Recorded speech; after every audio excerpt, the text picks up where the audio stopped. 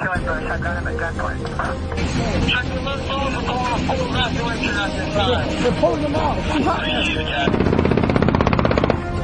911. Advise ready for camp. Welcome to another episode of War Stories. I'm Tom. And I'm Chuck. And I love returning guests because you get teased with, like, you get the cool stories, and then all of a sudden you find out there's way more to it. And so we always say, yeah, you're welcome back. And sometimes we can get them scheduled right away. And in this case, we wanted to get one scheduled right away. So who is coming back this week, Chuck? Well, so as you know, I am a Marine, and I like to schedule Marines if they have served a lot and they have a lot of good stories. They're fun to talk to, and they're not necessarily always afraid of talking unless you're someone we know who's a redhead. So we have Jay Blunk. We have Jay Blunk on. He was just on a couple weeks ago. He was in the Invasion. He talked about being embedded with, or having a CBS crew embedded with them. And he has got some more stories from his years of service. So we're going to 12 years, right, Jay? Yes, sir. 12 years. Yeah, 12 years, man. Now, remind us again, you give, for the audience that maybe didn't hear your first episode, just give a little Reader's Digest of your service, if you can. 12 years, 95 to 07. Spent some time with 3rd Battalion, 5th Marines, School of Infantry on the East and West Coast, Light Armored Reconnaissance Battalion on the East and West Coast. Ugh, Camp Geiger sucks. Camp Geiger was no fun. 03 in the Invasion. And like you said, had an embedded CBS crew with us for from Kuwait all the way to Babylon. Yeah. So all the adventures in between. Yeah, it's pretty crazy. I just can't get out of my head the fact that you would drive by yourself with either an A driver or an A gunner and the CBS dude every night by yourself through area that you had just that day punched a hole through. Dude. Yeah. Wartime, like, this is not safe. Right. No, it was every night for that first almost 30 days that we were pushing, and we were in MOP 3 the whole time too. I don't know if I mentioned that, or if you had ever heard that the entire invasion force was in MOP 3. We all had our MOP suits on, boots on, taped up, gloves in our cargo pocket. Absolutely. At that time, you guys were still really worried about WMDs and gas and all that stuff, right? We were. And I mean, even at one point, like a local, I don't even know who it was, came up and told someone in a Marine unit that there were weapons of mass destruction buried in a schoolyard. And within, I'd say, a few days, they had equipment there, and they dug up this schoolyard and found nothing. But the entire kids' playground was all dug up and unusable after that. Now, and there's probably a bunch of hypotheses running around now. In my belief, I believe that there was weapons of mass destruction there. I think it was a goat rope, though, and people getting pulled around, and we were able to act on it fast enough, or the intelligence came in, and it was all like, smoke and mirrors types of things, where they're giving them enough but not giving them everything. What do you think? What is your opinion on that? Do you think there were, in fact, weapons of mass destruction inside of Iraq, or do you think that there once was, and then they moved them out very quickly, and then there wasn't any? I guess my opinion, probably the latter. We never seen any weapons of mass destruction. The only weapons that we ever seen were weapons that we had bought them to fight Iran, loaded into houses, right? Like floor to ceiling, every room, just stacked weapons, TOWs, rockets, RPGs. But weapons of mass destruction, we never seen any of that stuff. Seen a lot of rice that the Americans bought for Vietnam to get dispersed to Iraq. Found a lot of that in warehouses unused. Wow. Yeah. But no, we never seen any type of weapons of mass destruction. Not at all. So what I'm always curious about, and here's the thing. First of all, just because we didn't find any doesn't mean there weren't any. Now, I'm not saying there were, right? I'm just saying, realistically speaking, we have been known to miss stuff. I personally know of a dope cop that I worked with. I wasn't there for this, famously served a search warrant on a house, and the targets had moved out of the house before she served the search warrant on the dope house. Now that was a case of failing to do your due diligence, right? If you have enough to get a search warrant, you should probably make sure it's freshened up and that your targets still live there, right? Before you smash an empty house. And, I've seen it on the other end of the spectrum where you serve the thing. People are there. There's assholes everywhere. You get them all in custody, and it's a house. It's a small house, and people aren't found. Dope isn't found. And then it takes the dogs to come through, and the dogs almost miss it. And finally they find some dude balled up in a fucking corner underneath a bed with a trap door or a false bottom. And this dude's hiding there. Now we're talking about a whole country, right? Yep. A whole country. It's not like a small house. So could things get missed? Yeah. Well, and also things could get moved to Iran. Exactly. So that's kind of what happened. We went there looking for the dope, and we found a guy laying in a hole in the ground. You're right. That's true. After everyone missed him. Everyone missed him. Yeah, that played out in real life. The military and police work so much like each other. I'm Hussein. So I find it interesting that, there's people that are like, they're 100% were weapons of mass destruction. We just missed them. They just moved them. And then there's people who are like, we were 100% lied to, and there were never weapons of mass destruction, and the government knew it.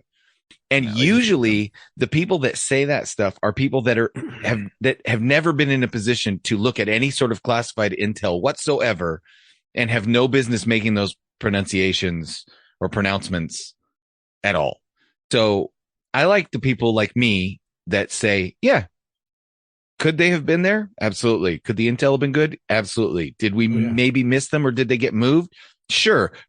Could the government have lied to us just to get us to go back and smash Saddam Hussein and get him out of power? And yeah, all those things can be true. They could. Yeah. I stopped worrying about it a long time ago. During the invasion, I think we were more focused on, I think weapons of mass destruction was there.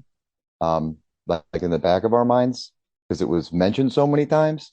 Sure. But we were more focused on what we were doing. We had 19 years after that to look for them, and I never heard anything after that. The WMDs just kind of went away, kind of like COVID, just kind of went away. Well, and that also is like, if we missed them, they're not going to tell you that, right? No. If we find them later, they might not tell you that either. Far be it from our government to hide things from us. Oh yeah. Right. So I find that whole debate at this point to be amusing until you're getting to the place where you are with like JFK and MK Ultra and some of these other things that were always like deeply classified. And then and we still don't know, right? They declassify and release documents they want to declassify and release. That doesn't mean that's everything, right? Mm-hmm.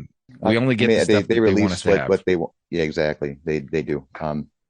And I think that when they release it is important too. Like whatever else is going on, they release it to distract us from the real point.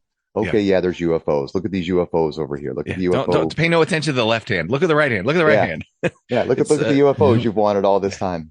Watch any Penn and Teller explanation of a magic trick when they explain what misdirection is and how they can tell you you're being misdirected, and they can still accomplish perfect misdirection while telling you that's exactly what they're doing. And you'll know how the government works. And you go, do it again. Do it again. One more time. Exactly. One more time. There was I think his name was Dom Herrera, and I don't know why that name sticks out to me, but he was a stand-up comedian. And he was talking about, this is way back in the Iran-Contra days, and he was talking about how that the United States, the way he was summing up how he's like, for those of you who don't know, this is how it works. Imagine if the U.S. goes over to one side of the spectrum and goes, hey, you guys want to buy some guns from us? And they're like, yeah, we sell them some guns. And then we walk across the street to their enemy and we're like, hey, you guys want to pay for some information about your enemy? And they're like, yeah. So they pay us and we're like, they have some guns. And then we walk back across the street to the guys who sold the guns to, and we're like, I think he knows about the guns, man. And we end up, he basically said that the U.S. is the 3-card Monte dealer in the arms race to third world countries. And I mean, yes, he's being flippant and he's a stand-up comedian, but I firmly believe stand-up comedians are much like our philosophers of old, where they use humor to point out truisms. And if you don't think you look up Barry Seal. If you guys don't know who he is, I know I've talked about him on this show. He was a pilot who was simultaneously running guns and dope for the CIA while being targeted and hunted by the DEA. And died in a car in Louisiana while under federal indictment from gunshots by cartel hitmen, and strangely had Vice President or former President George H.W. Bush's phone number in his pocket, right? Like the former head of the CIA, George Bush, that guy, right? Yeah. So if you don't think that we're doing shady shit all over the world, you haven't been paying attention. So as far as the WMD debate, I think that kind of, I chalk it up to that, which is we don't know what we don't know, and we won't know it until they decide to tell us what they want us to know. Mm-hmm. I mean, but people have to ask, right. I think they get to the point where, we're not asking anymore. We're just kind of happy it's over and we can think about being woke now instead of being at war. God. Right. The accountability problem. Yeah. So let me tell you something about wokeness and how it's affected schools and this toxic masculinity. Now, when we were in middle school, locker room or war stories? This is war stories, but this is pertains to this. I get it. And when we were in middle school, that's where we found ourselves kind of like what our style was. I mean, by 8th grade, I was kind of still going through like a punk phase. By high school, 9th grade, I kind of like had it figured out kind of a little bit for high school. Well, went to my daughter's school the other day, yesterday to be exact. And the amount of, I don't know if this is the correct word, cis or sissy or whatever boys I saw, like soft boys. Well, cis means like biological male, but I think you're talking about soy I don't know. Like, yeah, soy boys. Like this is a fucking feminine boy look. And I was like, holy fuck. Where are like the kids wearing like punk and where's the goth kids and all this crazy shit? I am not seeing any of them. I'm just a lot of this soft looking, dye my hair, wear girl jean type of things and talk in a lisp type of soft voice. Anyways, that is a little more locker room, but I just figured it was kind of just, wow, like the wokeness is just, it's gone too far. We need some stronger folks. So now, aside from punching holes through enemy lines with a cameraman, I want to get into some of the other stuff. Like we had a couple of guys way back in the early days of the podcast that talked about for the invasion of Iraq. And we famously got told that one of our buddies who is a Marine, he had seen a cart being pulled by a donkey and the donkey was on fire while it was pulling the cart, and just the crazy stuff that people saw when you go into, when you do a full scale invasion. So I'm really anxious just knowing that you were there for the initial phases of it. Yeah. To hear some of that. Part of one of the things I wanted to correct, I think last time I had mentioned a decommissioned LAV is actually out in front of First LAR. It's on Camp Lejeune. I think I might have said it was in front of Second LAR. And that doesn't really matter. Maybe only one or two people that listen would even know what I was talking about, but it isn't. No, but I get it. Details matter. And Swamp Things LAV is in Camp Lejeune at First LAR. One of the before we had left the LSA to head into Iraq, I got contacted by Kirk. He said that the cameraman, that John Roberts and a couple of the engineers went into Kuwait City to take care of some business, and they're stuck at a checkpoint. And so he got me the grid to the checkpoint, and me and him, my driver and my gunner, we took off to this checkpoint, and there was cars lined up at the checkpoint for miles. And this black SUV was maybe the third car back, and I pulled up and I said, "Hey, that vehicle needs to come with us." And whatever NATO forces or Iraqi forces that were there, I think their orders were nobody gets through, no matter what. And I'm like, that car's coming with me. And they kept saying, no, no, no. And I walked over to my gunner and I said, I need you to traverse onto that guard tower. So he traversed the turret over the guard tower, and he charged the 50 cal twice. And as soon as he did, he's okay, okay, Mista, okay, okay. And then they let the SUV come through.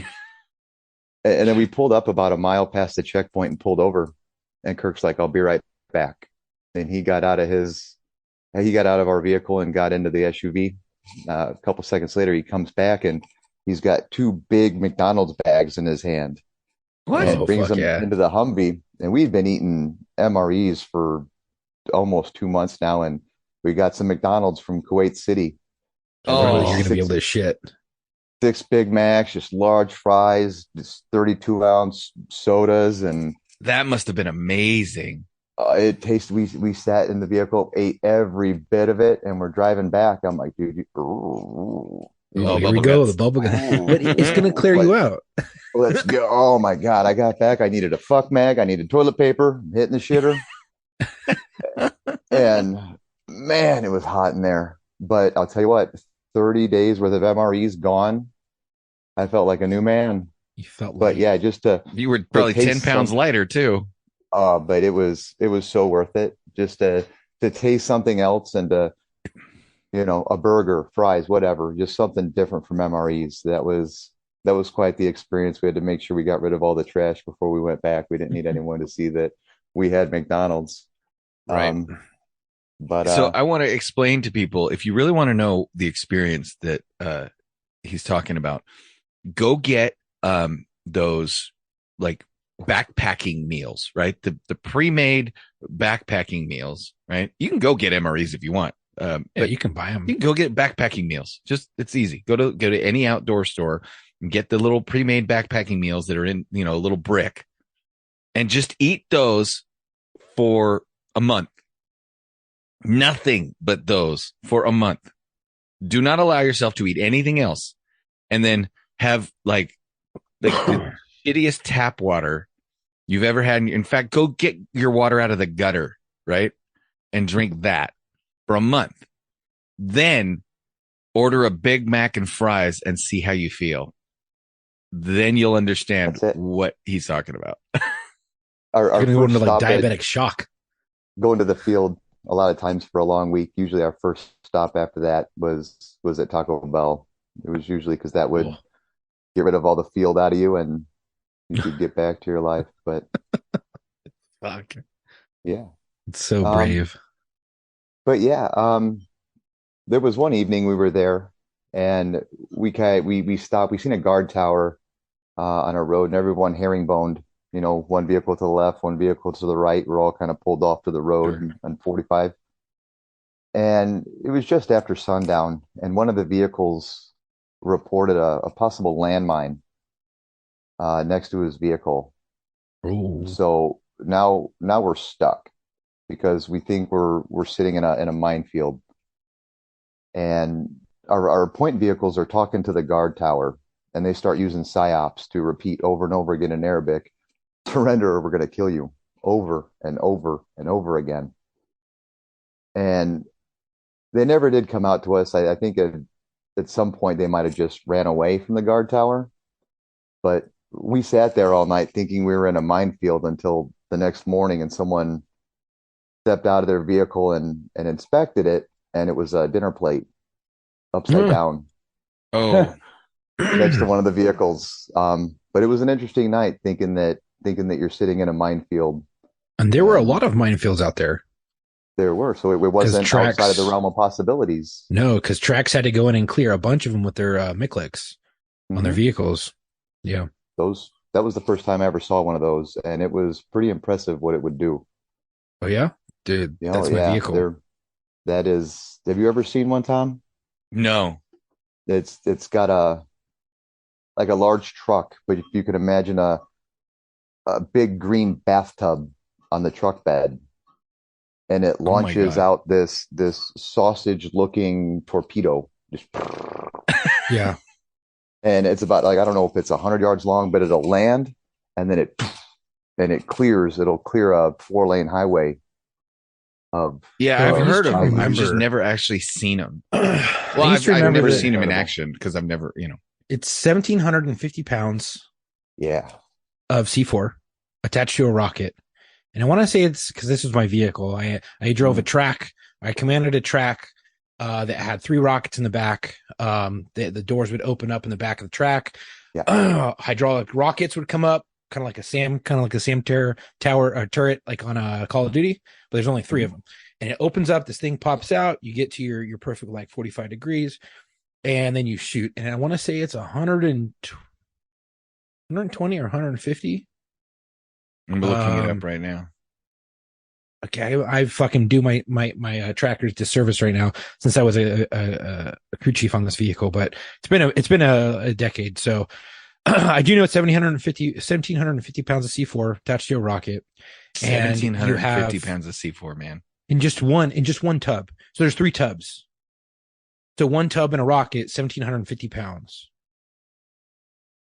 Yeah. Of C4, and it goes Right. boom. Once it lands, you charge it. You say it's all clear, and you fucking detonate. And the funny thing is you have to hold a button and then detonate it because you can't let go of the button. And so many times guys get so fucking amped up and they're just like, boom, they let go, and you have to recharge it and then fucking hit the button. And then when that thing goes off, dude, you feel that shockwave for like a fucking mile. It hits you in the chest, and you're like, Yeah, oh, it's fuck. 1,700 pounds of C4. Yeah, it's fucking wild. And I want to say it's 120 meters of line, 20 meters of safety line, and the rest is all like 100 meters of explosive C4. Yeah. Yeah. Which Looks like a sausage. 100 meters of explosive C4. If I do shit, 100 meters is basically 300 feet, right? Is roughly Dude, fuck some if shit I'm up. converting it. So you're talking about like 300 feet. You're talking about like what? 6 pounds or so of C4 per foot. I believe you. I don't do math in public. Yeah, I don't know how it works out to, but it's like these little bricks. And it Yeah. looks like this big like tampon 6 pounds of sausage. C4 per foot. And I mean, it's silly. Basically, you've got silly putty, and then you've got serious putty, which is also called C4. Yeah. Yep. Yeah, that's one of the things that we talked about last time.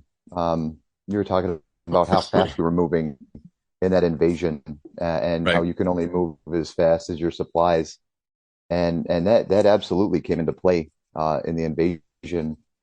That especially with LAR, they move faster than any other vehicle on the in the battlefield. We got to the point where they were only getting us ammo. Every time we would catch up to the trains, we would load up and then leave, and it was down to 1 MRE a day per vehicle that we were eating for like the last 3 weeks. 1 MRE a day per vehicle. Yeah, you lose weight and you still can't shit. Yeah. Dude, I wanted the pound cake or the M&Ms. You guys can have everything else. But yeah, 1 MRE a day, 1 bottle of water per vehicle a day while we were in MOP 3. While we were many moving. days? And that probably the last maybe about 3 weeks that we were in that situation. And we had the humanitarian rations. They were like an MRE on steroids. Oh, those things are massive, dude. We had cases of those in the back, and we're feeding the Iraqi civilians as we're going through, but we were ordered not to eat them. We couldn't consume them. The meals, not the Iraqis. And anybody that doesn't understand the heart of the American veteran, serviceman, servicewoman, doesn't understand that you're talking about men and women that are willing to share, not eat, but share one shitty fucking MRE among them. while distributing way better food to the local population because they are ordered to do that. Yes, sir. Yeah. A lot of times we'd try to hand it to a kid or a family, and you'd see a military age male come running through and snatch it out of their hands and take off running. Oh And yeah. it was everything you could do not to draw your weapon, but it wasn't Right. a time or place. You just hand the kid another one and go about your business. Move on. Yeah. Yeah. Yes, sir. That's, But it was, yeah. oh, I'm sorry, go ahead. No, I was just saying I think those are the things that, people don't quite get is it's not just about, seeing combat necessarily. It's about seeing humanity suffering. It's about seeing, things it's about seeing bad guys that need to have shit done to them and being told no. It's about following orders. It's about suppressing your urges to do what is right and take that food away from him and give it back to this little boy and going, well, I can't, that frustration. It's the same thing with police officers when you see a guy that needs to get arrested for beating his wife or he's going to rape somebody or whatever, and you don't do it. And you can't do it because you don't have enough probable cause, or you don't have enough evidence, or you don't have enough for a search warrant. Yeah, absolutely. And even, while we were in Iraq, one of the things I wanted to mention last time was the fact that the Marine Corps made history in that at that time in '03. As I understand it, it was the furthest inland that the Marine Corps has ever operated outside of naval support. Oh, wow. Well, I didn't even think about that. That would make sense. And the second one was for the first time since World War II, since the Marines were coined Teufelhundens by the Germans, LAR was named by the enemy the one that destroys. They had never seen an LAV before, so they called them the destroyers, and it translated into the one that destroys. So on the side of all the LAVs in Arabic was written the ones that destroy. And the destroyers became the name of second LAR after that. Nice. Yeah. So it was like the first time since World War II that a Marine Corps unit was named by the enemy. I think enemy nicknames are cooler than your own nick. Like if that's it, the Navy SEALs were called the ghosts with green faces or something in Vietnam when they were first becoming into existence. Like that shit is cool. I like that. I mean, when your buddies give you nicknames, there's usually some weird context behind it. But when the enemy gives you a nickname, it's because you're scary and you killed them, or exactly. A little bit different behind it.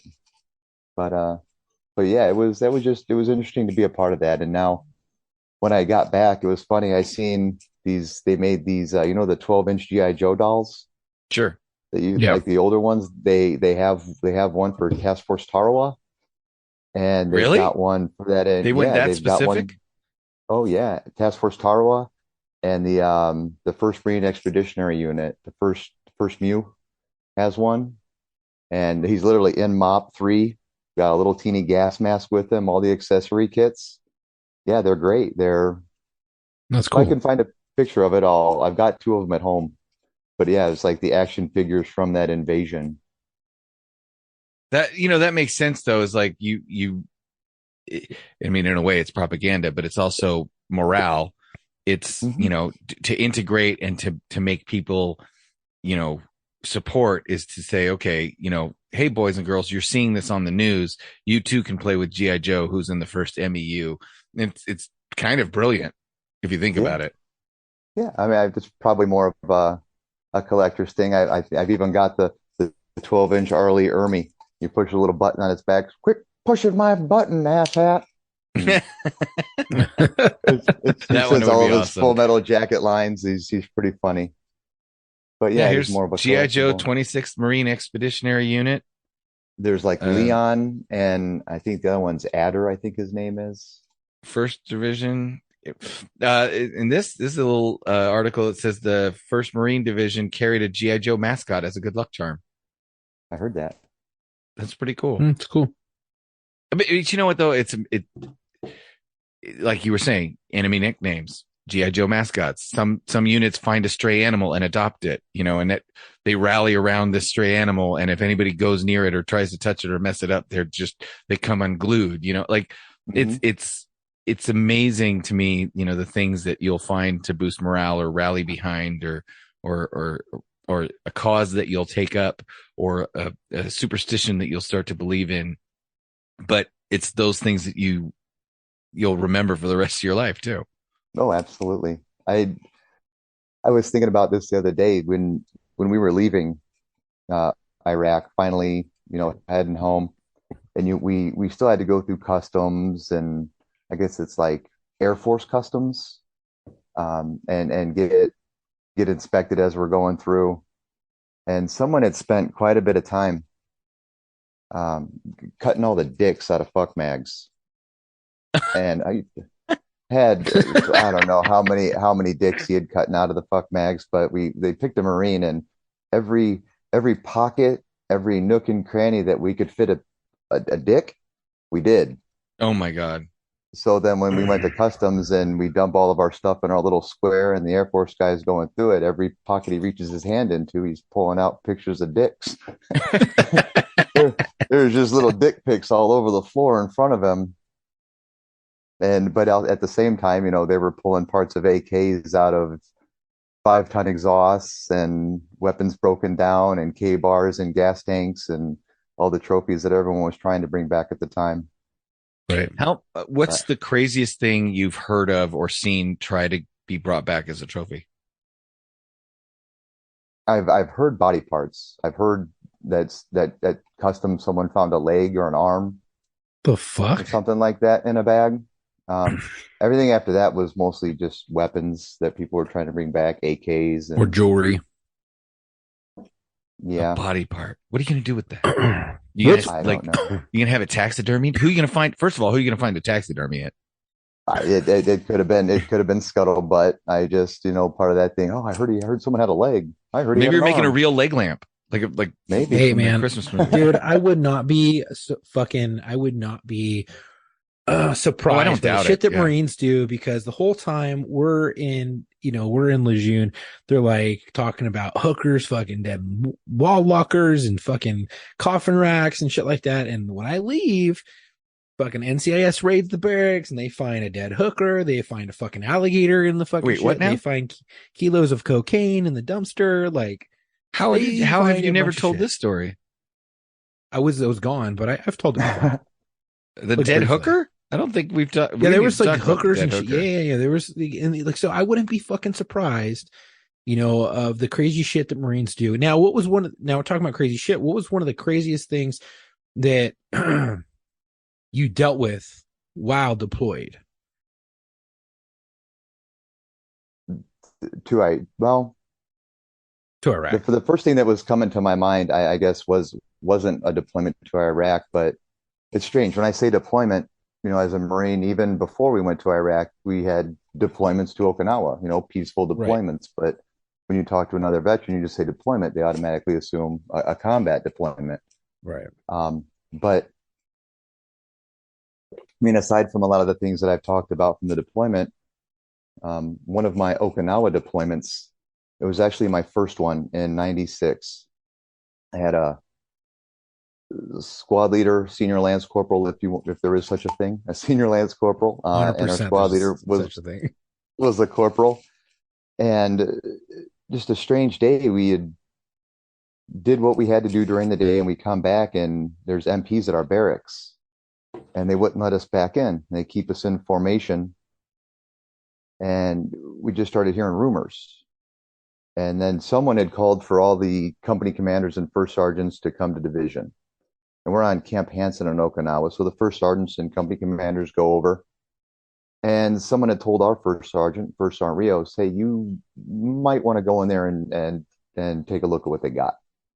And he went in there and took a look at it and came back. And shortly after, I was called down to the company gunny's office to be a chaser. And then we kind of got the full story.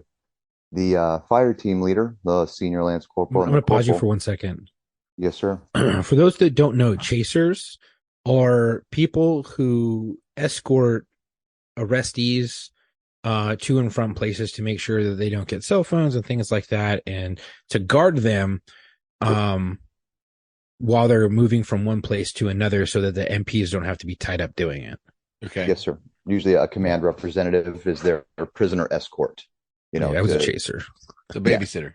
Yes. So come to find out that these two Marines went out in town to a local bar. Actually, they went to Naha to a bar. One of them was sitting at the bar, and, Mom and son, my shoulder's a little sore. Why don't you give me a massage? So this little old lady walked around the corner and started giving him a shoulder massage. The other Marine walked up behind her and got her in a rear naked choke. Okay. Oh my gosh. No. And choked her out. Fuck. As she started coming to, he punched her in the eye socket and crushed her eye socket. They grabbed the cash that they could out of the bar, and they left, got into a cab, and they talked about it on the way back to Hanson, not thinking that the cab driver spoke English. So once everything was reported out in town, and they secured the footage from a nearby convenience store where they went in and bought cigarettes, and then the camera from the bar, they were kind of screwed. But myself and one other Marine had to go to the brig on Hanson, pick them up, and take them to the Naha district attorney every day for about a month while they pleaded their case to a translator. And it seemed the more money you give, the sorrier you are. One of the Marines, as I understand it, his grandparents, took out a second mortgage on their home, sold their truck to pay this woman. The other Marine was like, no, I need my money when I get out. I'm not giving you shit. So I guess that was the one that punched her. That was the one that got the massage. The one that punched her, he paid all sorts of money. Oh shit, really? To try and get out of it. And it bought him a year. I believe one got 8 years hard labor in Naha Penitentiary. The other one got 7 years. And I think you only got a scoop of rice and a fish head every day. Double jeopardy does exist in the military, in the UCMJ. Once you serve your time out in town, you then go to military custody and serve out another sentence. I don't know if they did or not. I know they're out now. I mean, this was back in '96. God dang. I believe they were part of, if you were in Okinawa around the time they got out, I think that they were part of the SOFA briefs that were being given to the Marines as they were coming over.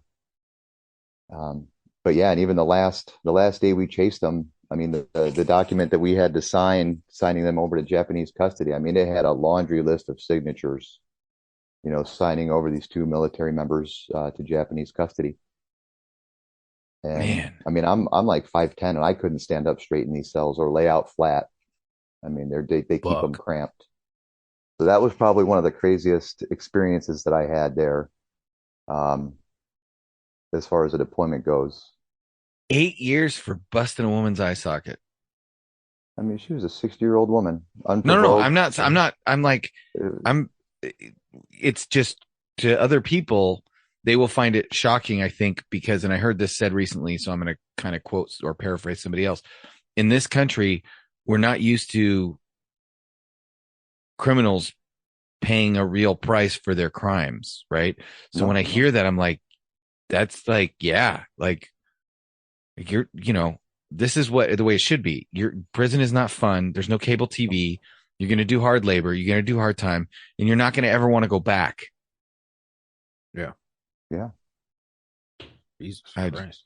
That's wild. That was, that kind of put a tarnish on the deployment. And I mean, I looked up to those Marines. I learned a lot from them up to that point. I don't know what provoked them. I don't know. And neither one of them drank either. And that was kind of the shocking part, is neither one of them were drunk. It was a sober decision, but I don't know where it spawned from. Yeah.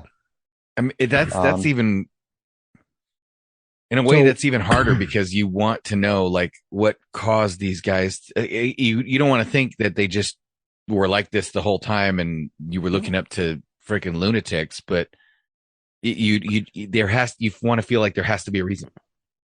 Right. And I'll go for it.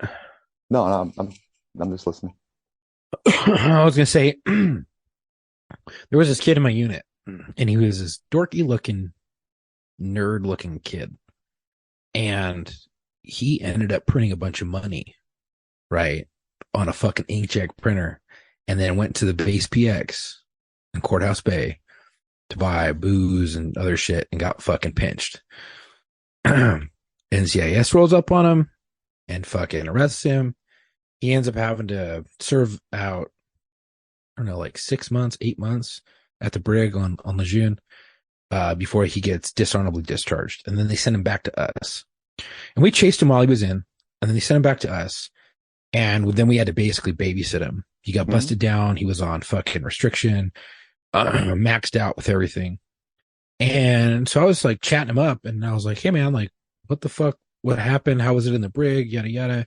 He's like, you know, the craziest thing, because he had to issue an apology. He's like, I'm really sorry for what I did. He's like, the craziest fucking thing is there, as I was in the brig and I was fucking, like cellmates or some shit, or fucking talking to some dude who was, CO for a unit, and he got pinched on heroin.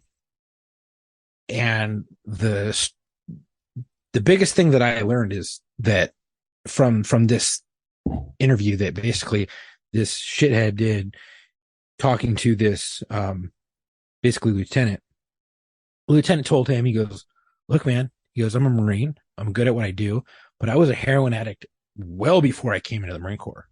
And I continued to be a heroin addict the whole time I was here. I just got caught.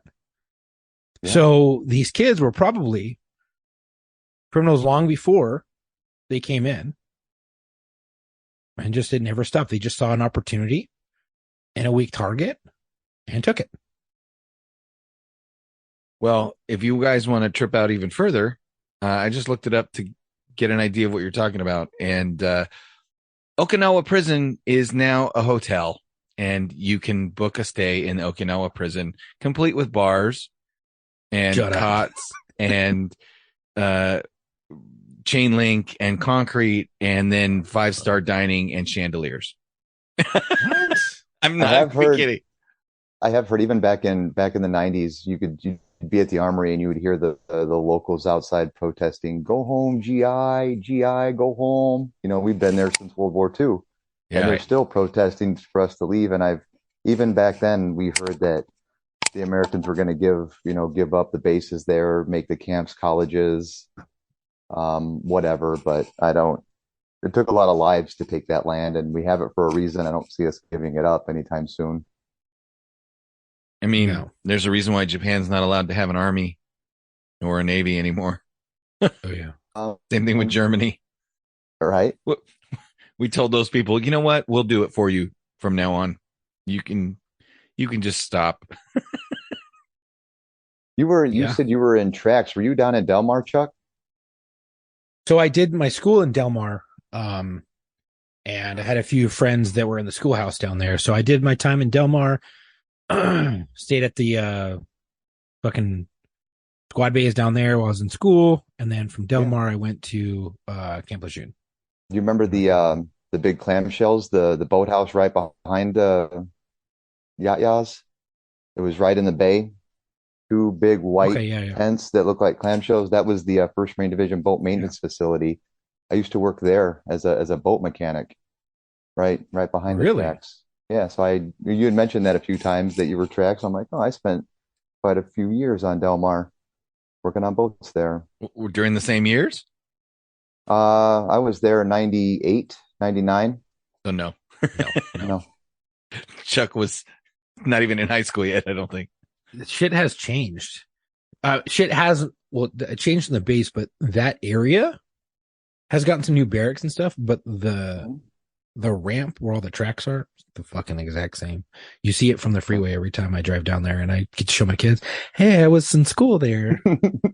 And then I tell them the story about how my buddy passed down there. But you tell your kids that story? Yeah. All right. one They of know. the They know all the crazy shit. I wanted them to know this shit. I want them to know Well, the hard truths. I know. I want my kids to know hard truths too. The age was the thing. I just waited until my kids were older. I just didn't want to. I mean, this was recent, like last couple years, last Yeah. year. the and one of the other stories I was going to mention. I was hoping to save it for a locker room, but I kind of got into Okinawa. We had uh, a state platoon was what they call like a QRF platoon. And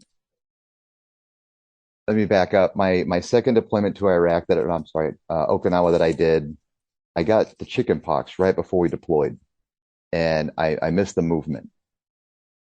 So everyone flew over there, and they all went on ship and were doing some USOC training. And I got there, and the state platoon or the QRF platoon was in the rear, and they were doing some helo fast roping, building clearings and stuff like that, Yeah, training, getting fun ready to stuff. go to Guam.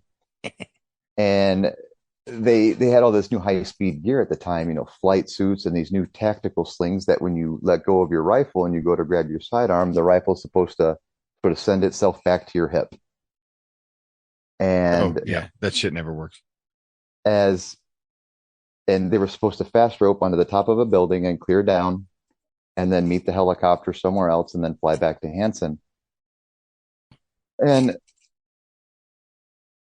I was back at Hanson when they came back. And one of the Marines was walking up and he was kind of limping, and then he hit the light of one of the street posts, lamp posts.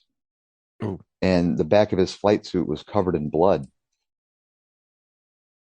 And what had happened was, as he fast roped out of the helicopter, his sling broke and the weapon landed on the buttstock just as he came down the rope, and he took that M16 into his rectum to the front sight post Oh and fell off of it. Oh, no.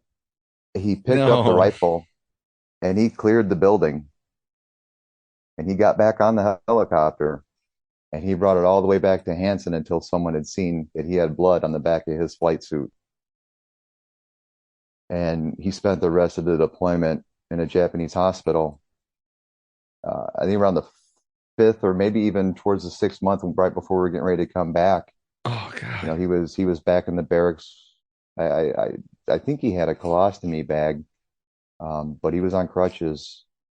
That was probably one of the worst training accidents that I had seen a Marine survive. Was taking an M16 up the ass to the front sight post.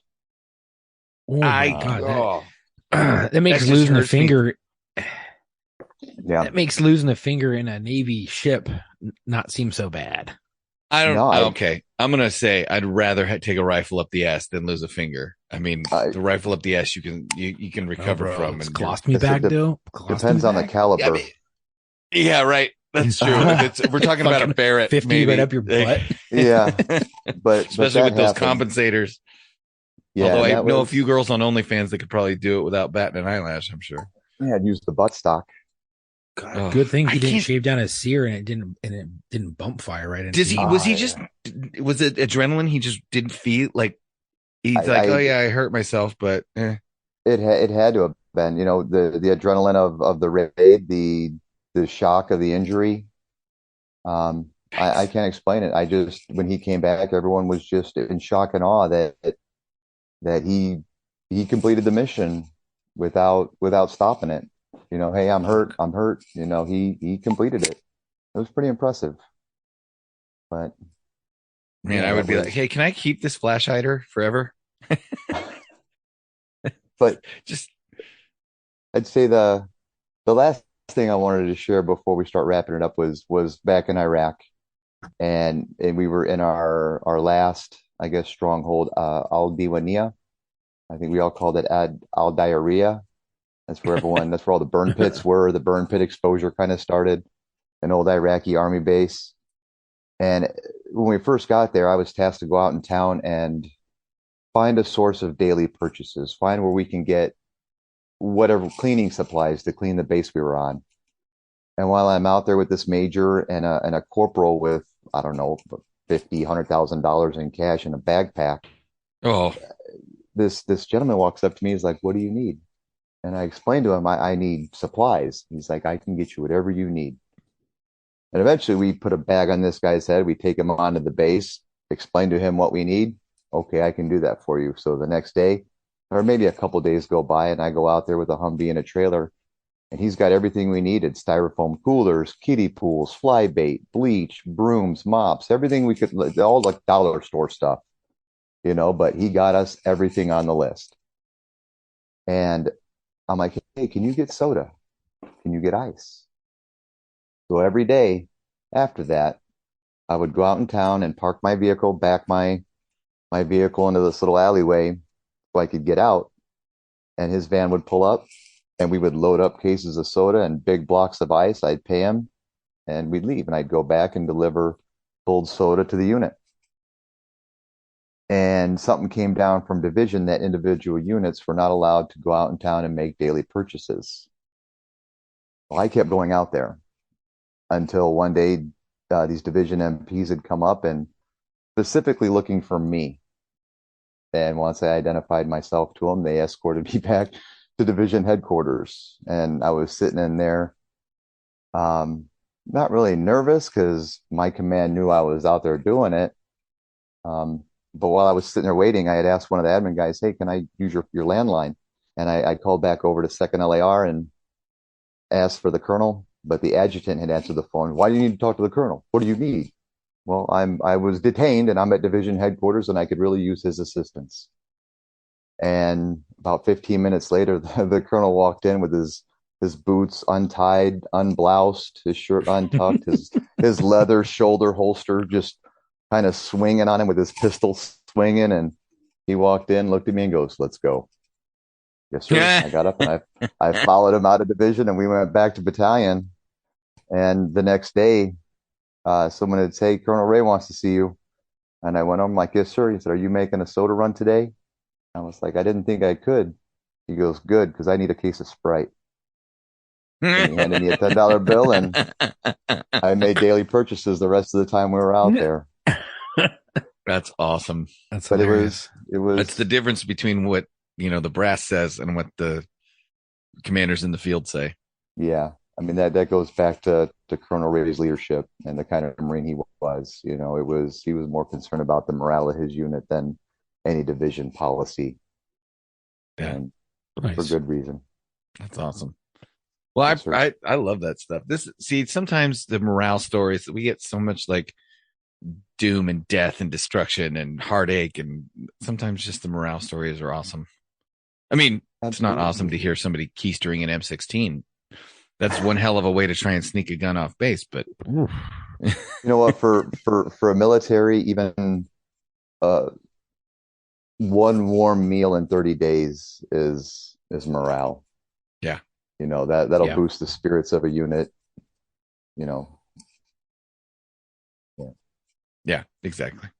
100%. Well, I know normally our guests pick the dedication, but I think this week you had said you do not have one, and Chuck does. We have a listener dedication, correct, Chuck? Correct. Kevin wrote in and he goes, I have a favor to ask. I have a good friend, Sean Sluganoski, who was shot and killed answering a domestic disturbance call. He recently joined the McKeesport Police Department. I went, okay. So I researched it, and this goes out to Officer Sean L. Sluganoski.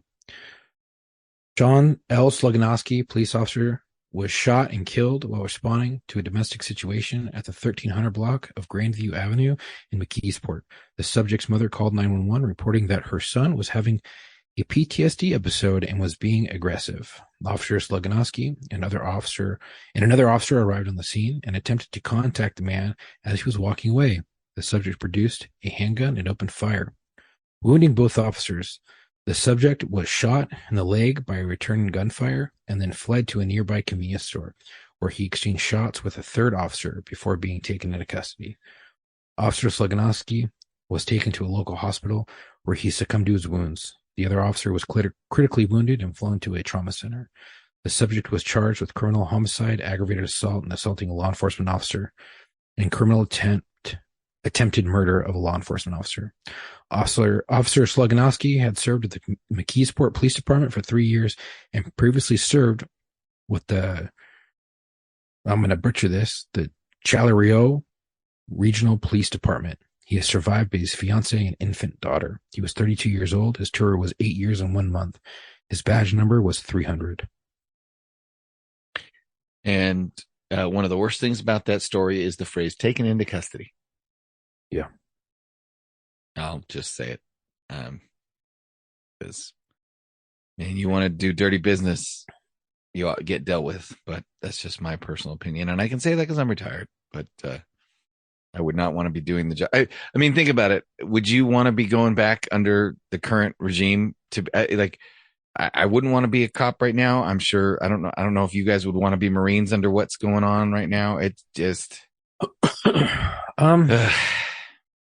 it's bittersweet. It's like a double-edged sword for me. I'm like, I just wish I could wake up one morning and my injuries were better and my back felt good and I didn't have any more spasms. Well, yeah. And I could, bend down. I could go back to work, even though I know that